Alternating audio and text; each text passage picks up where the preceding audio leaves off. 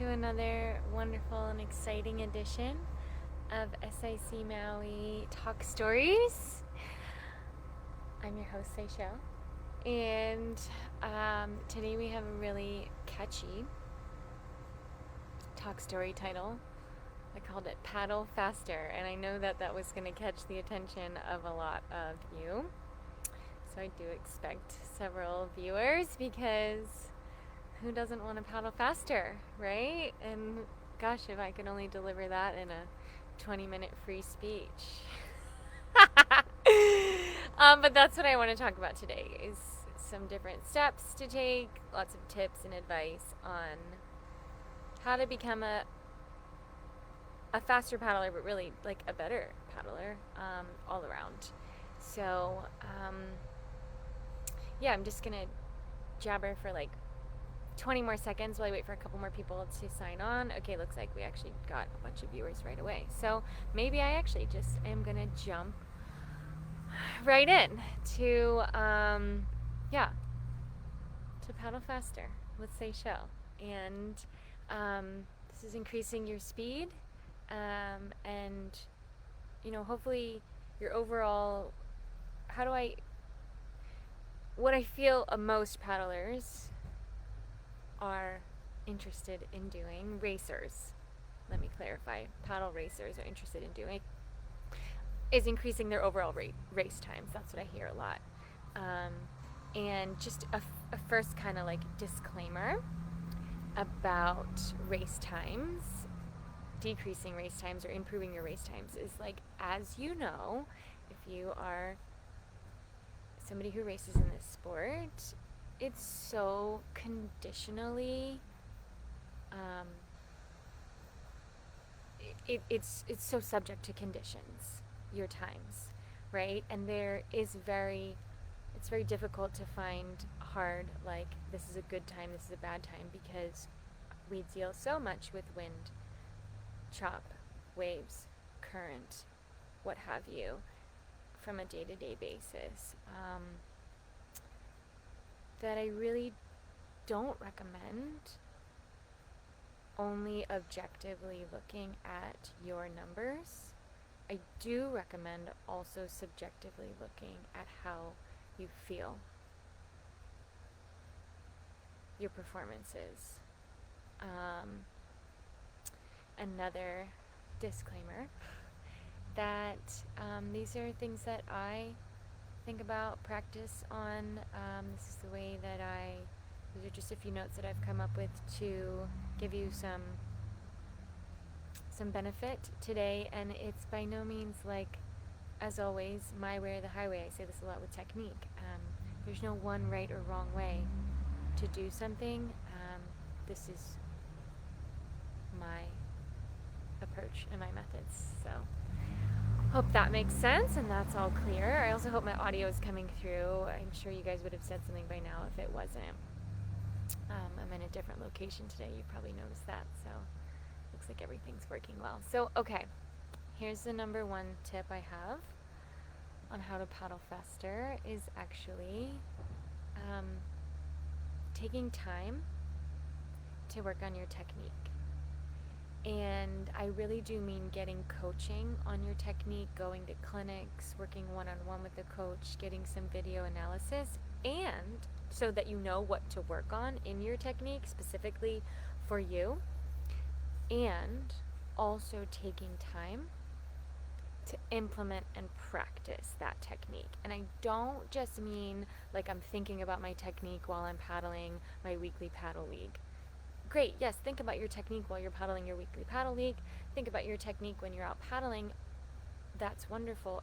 But what I mean is actually setting aside time specifically to work on technique, to slow down, sometimes even maybe using resistance, and really doing some targeted workouts for technique or targeted drills at the beginning or end of your workouts specifically for technique.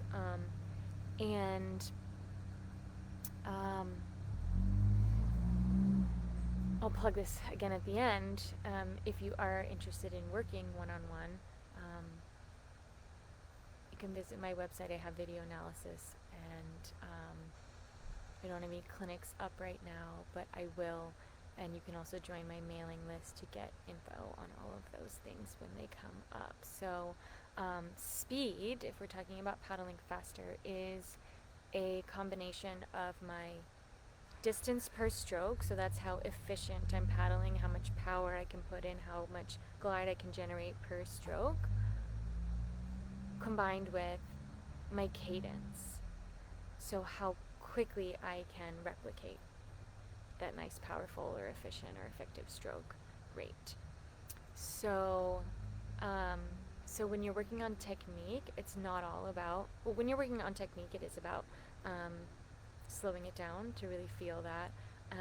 However, to then have that increase your overall speed, you need to incorporate some interval training. So that's my second tip. After technique is how are you training? And you've probably heard me say this before if you pay attention to my talks, that one of the slowest ways to get faster is to go out and paddle that same course over and over again, week after week, just trying to do it faster every time. That maybe works initially, and you hit a plateau really fast. And you sort of go, what happened? Oh, and then you start looking at, well, maybe it's my equipment. I need to get on the faster boards like everybody else. And we can talk a little bit about equipment, because yes, that does matter. But if you really want to see improvements in your speed, you need to improve not just your technique, but your fitness, your endurance, and your ability to maintain that technique at higher intensities. So that takes training at different intensities. Workouts that are targeted specifically for those aspects of your performance, whether it be your endurance, whether it be your aerobic capacity or aerobic power, and how I can maintain my technique that I've been working on while going into those different levels. And so there's really, to not get in too much to how a training program is designed or written, it's specific to what you're working on. You have to build a base,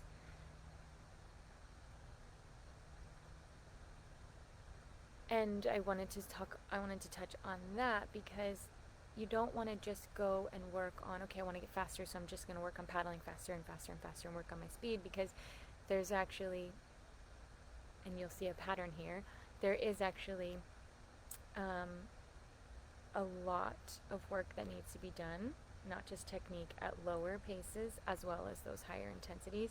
And that lower pace work is called building your base.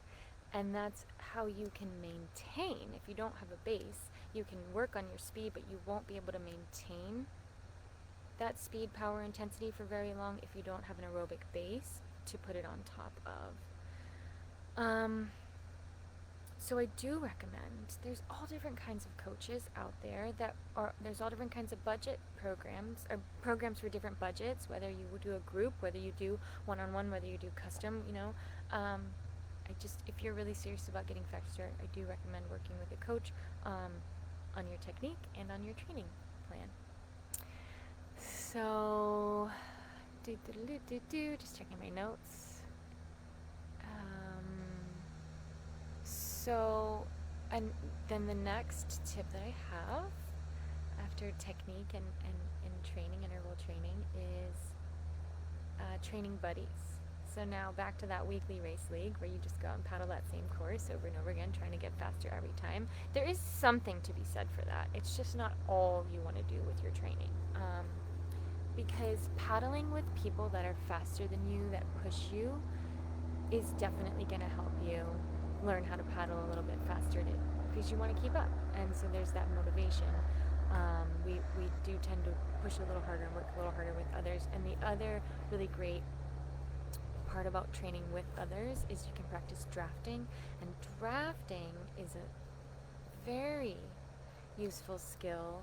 And you can almost kind of think of it like a hack to paddling faster, because if you know how to draft properly, you can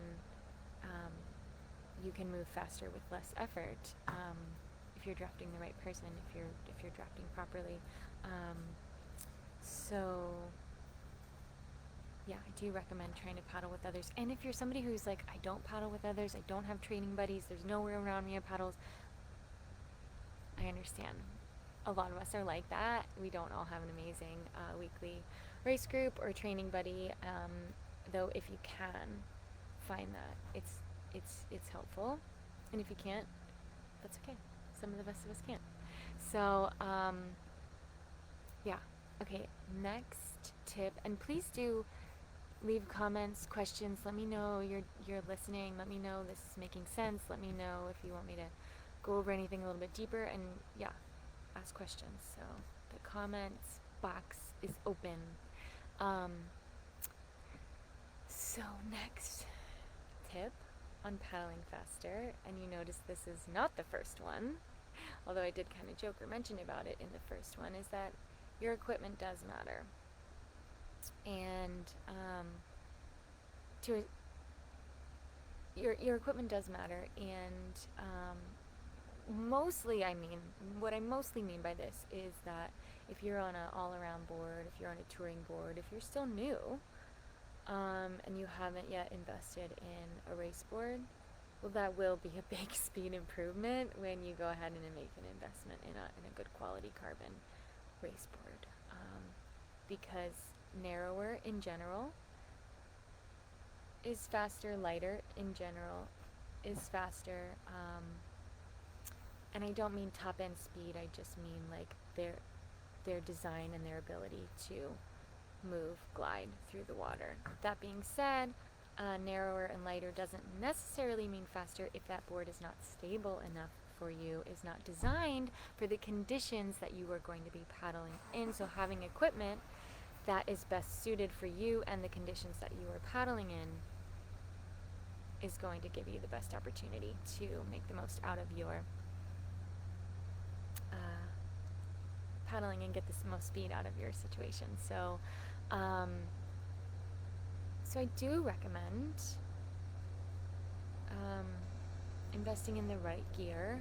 Your paddle makes a huge difference. If you are still using an adjustable paddle, maybe it's still like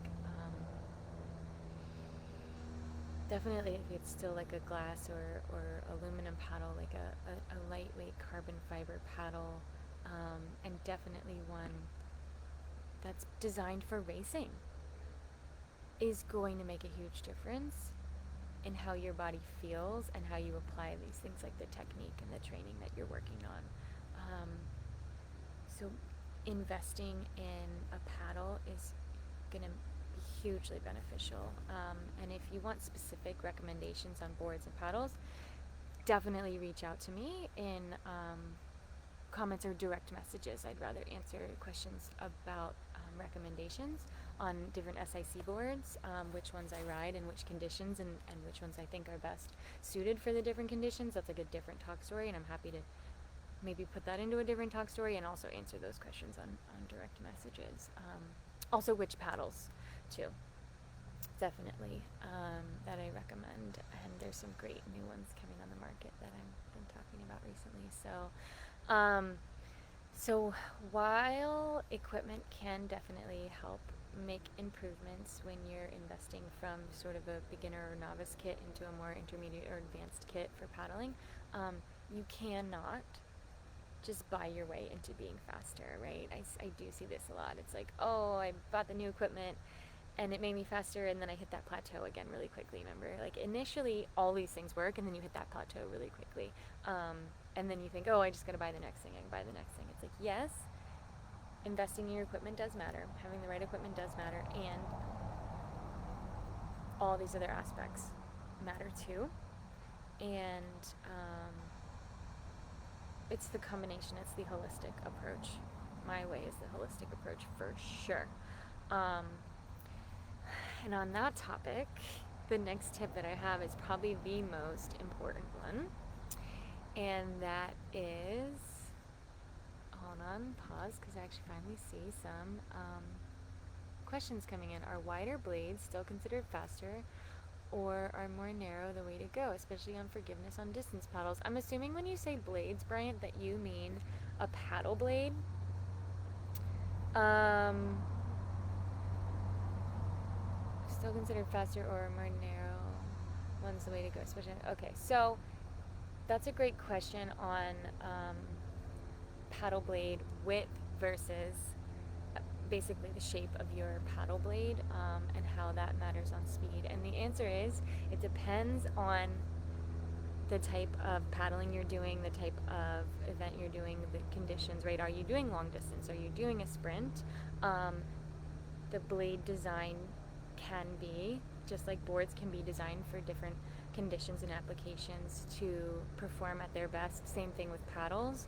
So, in general, Bryant, wider, shorter blades would still be considered beneficial, or a better choice for a sprint, and a narrower or a smaller blade would be a better choice for an end distance, if that answers your question. Todd's asking, what would you say is the best exercise strength movement to focus on the gym to build endurance for longer or faster stroke rate? That's a good question too.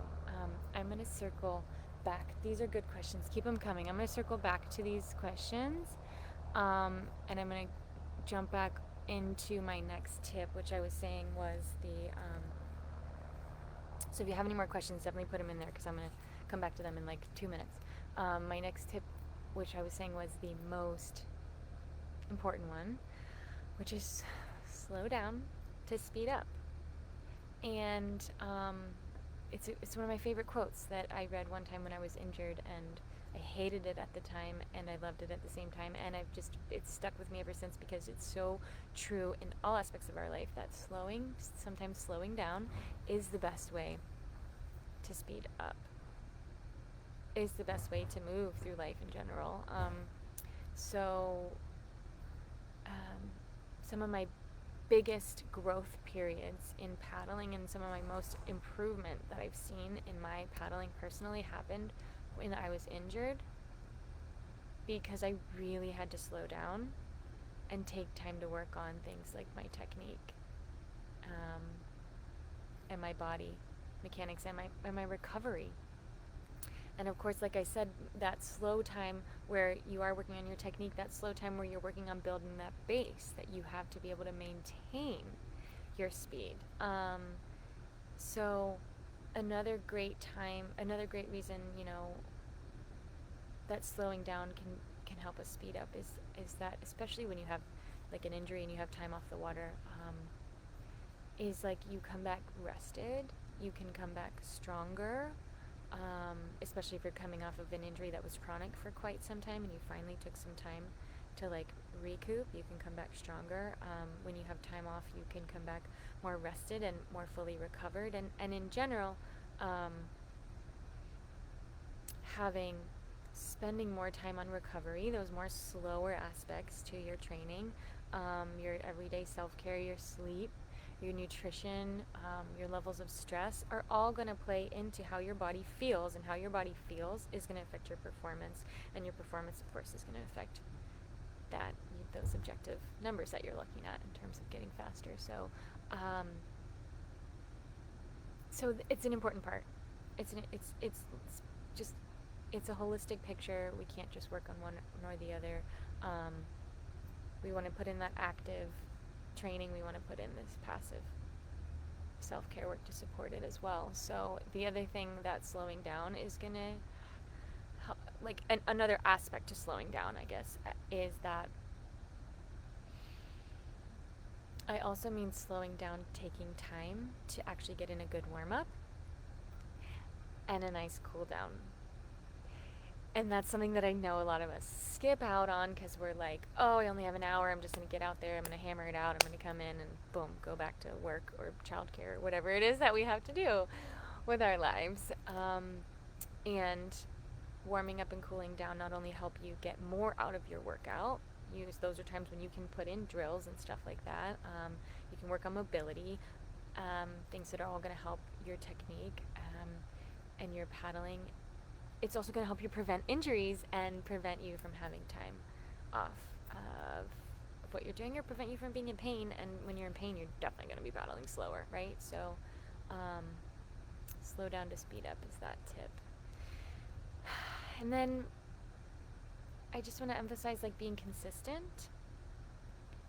Even moderate consistency yields results. And just be honest with yourself about, are you actually being consistent with each of these things that I'm talking about, with working on your technique, with how you're training, with trying to find people to train with slowing down to speeding up, with what equipment that you're on. And maybe it's not all of these aspects, but at least some of them, and it's not just one of them, that you're really being consistent with at least just moderate consistency. It doesn't have to be every day.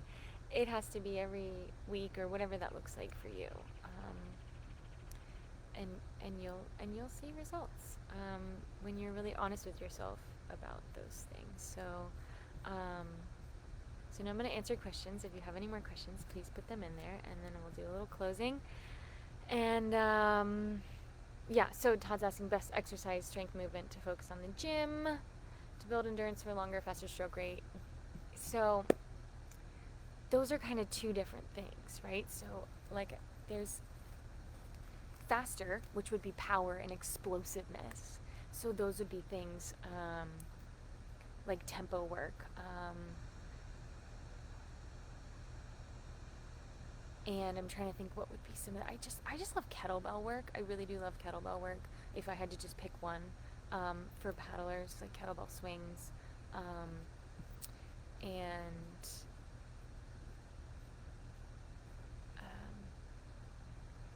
I love goblet squats. I love kettlebell deadlifts.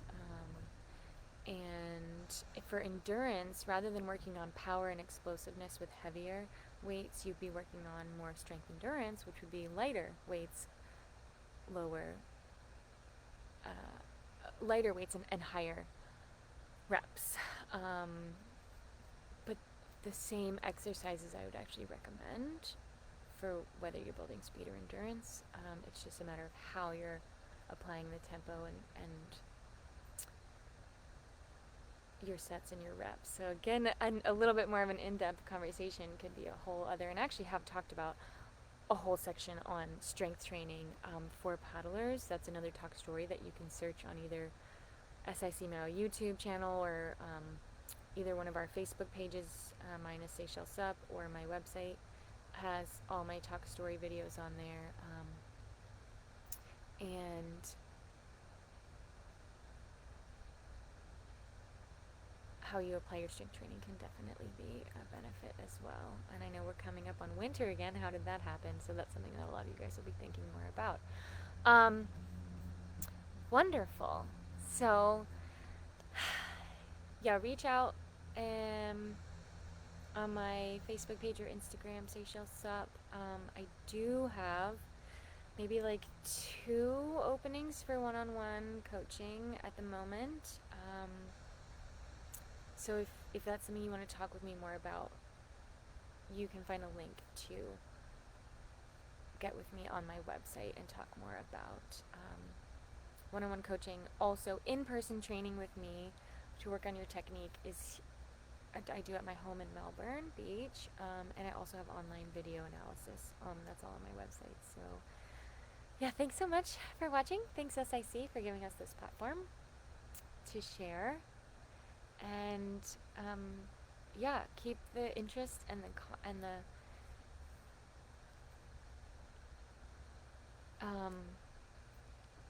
questions, requests, that was the word I was looking for, coming on these talk stories. And so we can keep providing them for you. And I think that's it. Have a beautiful, wonderful day. Happy paddling.